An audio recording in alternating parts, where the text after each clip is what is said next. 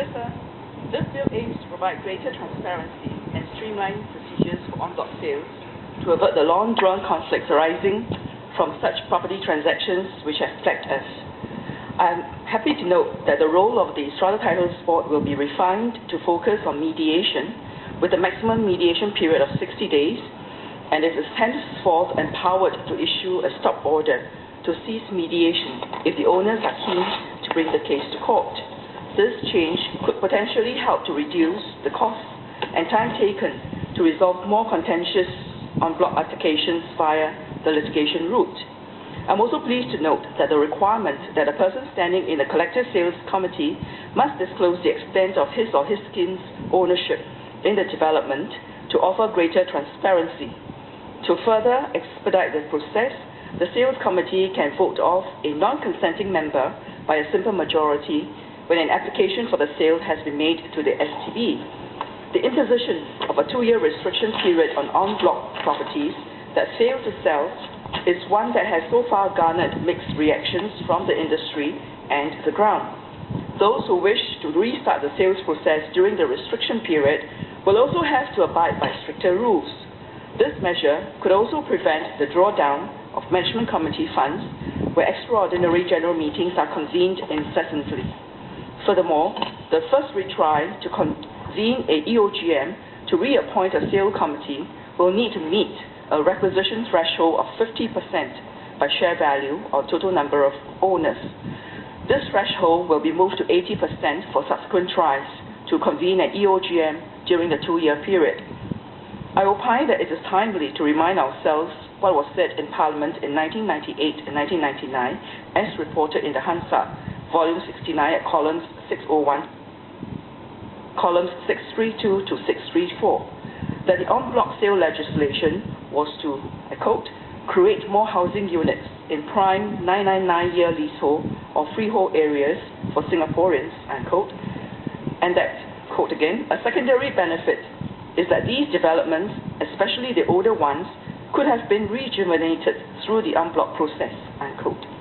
The secondary benefits of urban rejuvenation and higher land use intensity as part of our national agenda may well be achieved at personal cost to citizens by 1. Impacting their homes, and 2. Downsizing or downgrading the real estate assets that form part of their retirement nest egg. Whilst it is recognized that en bloc sale offers one more channel to monetize the assets, we should bear in mind that demographic age profile of owners spans a spectrum, and too early monetization for owners below the age of 70 may not be prudent, given present life expectancies of 80 for men and 84 for women. More importantly, the changes should be calibrated to protect homeowners. The playing field is not level from the start, as in en bloc sales, homeowners are the less savvy sellers pitted against corporate developers who are expert industry players. Homeowners rely heavily on valuers, lawyers, and property agents to safeguard their interests, but the valuer is mandated by law to come on stage only after the curtain falls to provide independent valuation upon close of public tender, and the lawyers and agents are not prohibited by law to work on no-sale, no-fee basis, despite the inherent moral hazards.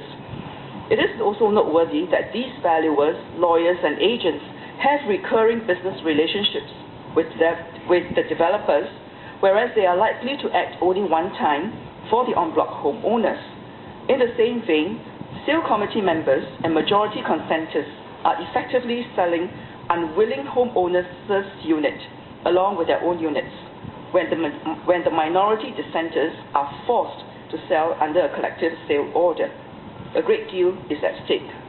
I believe that transparency, accuracy, currency, relevancy, and equity are important tenets which may well be improved if the Minister considers the following enhancements. A. The apportionment method mandate.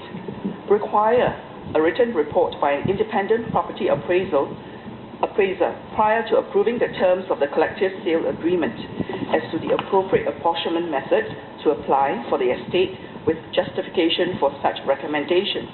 This should not be too costly relative to a full valuation report and may be a more practical compromise.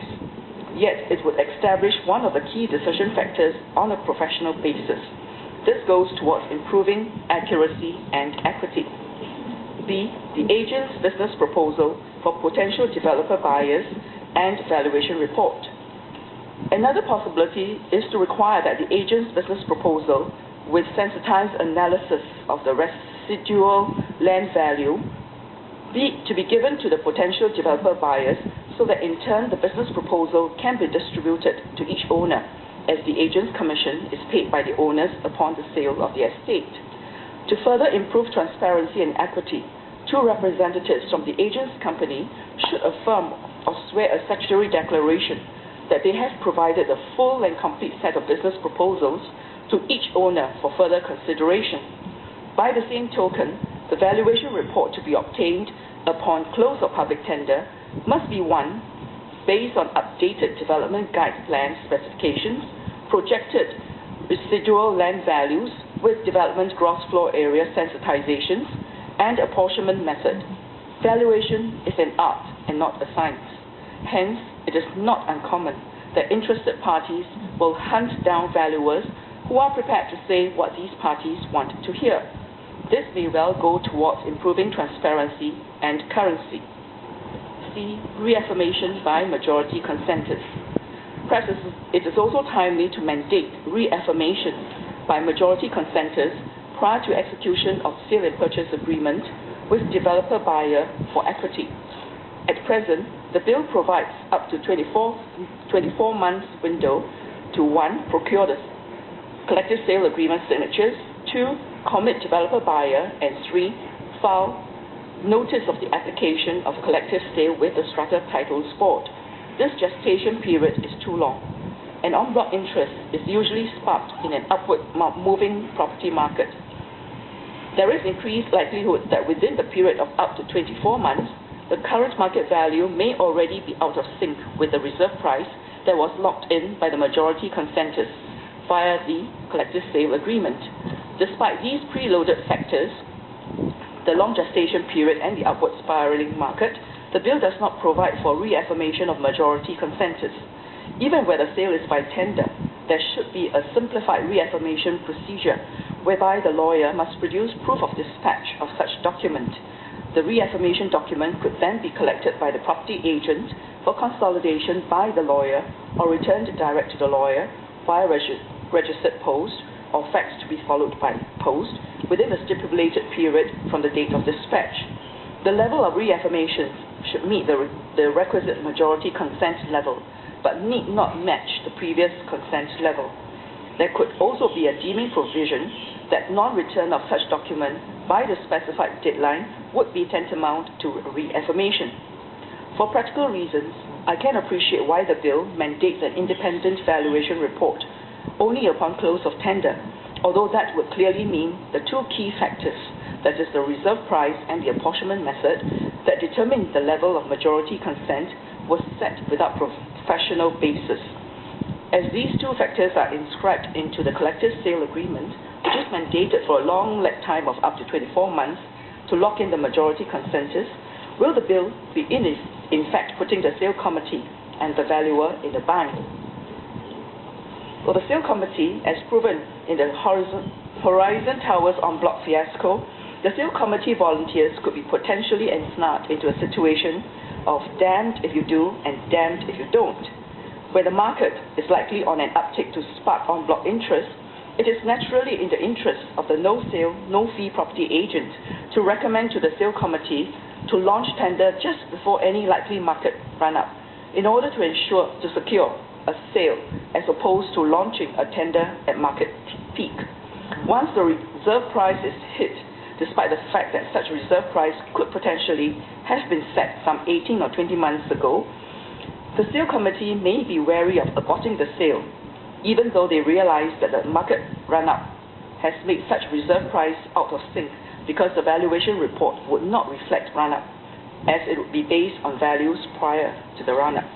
For the valuer, given the legacy issues created by the Commissioner of Buildings pre-April 2005, where the bandwidth for share values was set at a wide 100 square meter interval and the typical composition mix in most estates